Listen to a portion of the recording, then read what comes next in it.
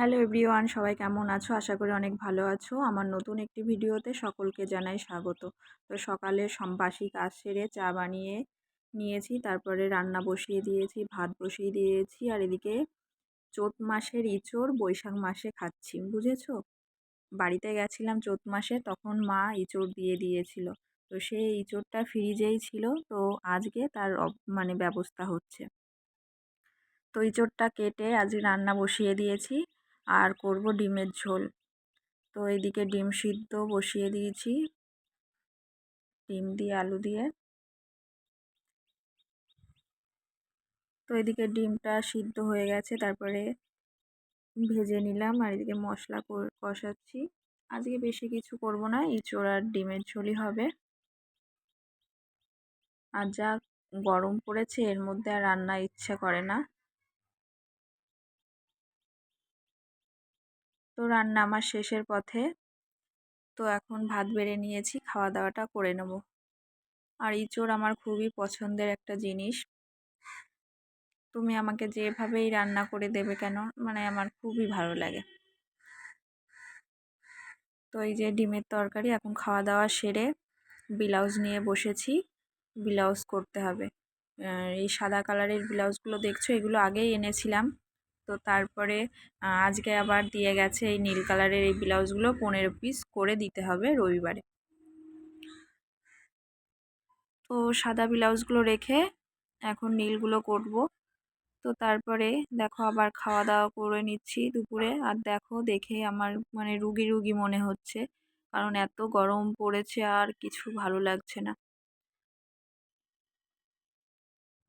তো এখন খাওয়া দাওয়া করে নেব।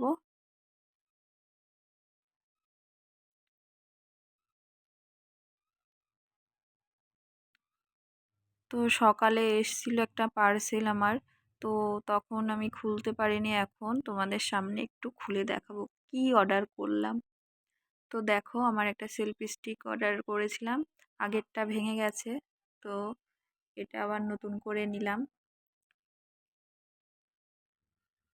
তো কেমন হয়েছে অবশ্যই কমেন্ট করে জানিও। আগে আমার একটা ছিল, সেটা এই নিচের এই স্ট্যান্ড ভেঙে গেছে একটা, ওর জন্য ওটাতে আর কাজ হয় না।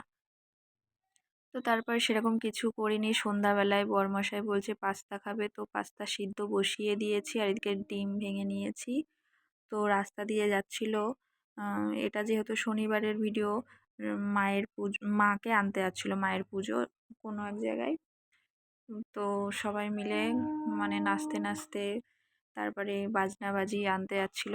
আমি বাজনার আওয়াজ দিতে পারিনি। তো দেখো কত সুন্দরভাবে যাচ্ছে ঠাকুর আনতে মাকে।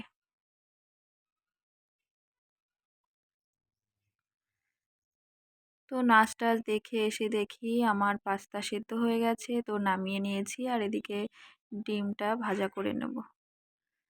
তো দেখো ডিমটা আমার ভাজা হতে থাক, তারপরে পাস্তা মিশিয়ে এই যে ভাজা ভাজা করে নেব, ব্যাস আমার পাস্তা রেডি হয়ে যাবে।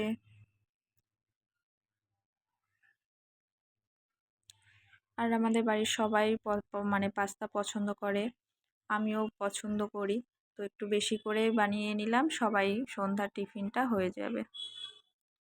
তো দেখো সব মেয়েদেরকে দিয়ে দিয়েছি, বরমাশাইকে দেব।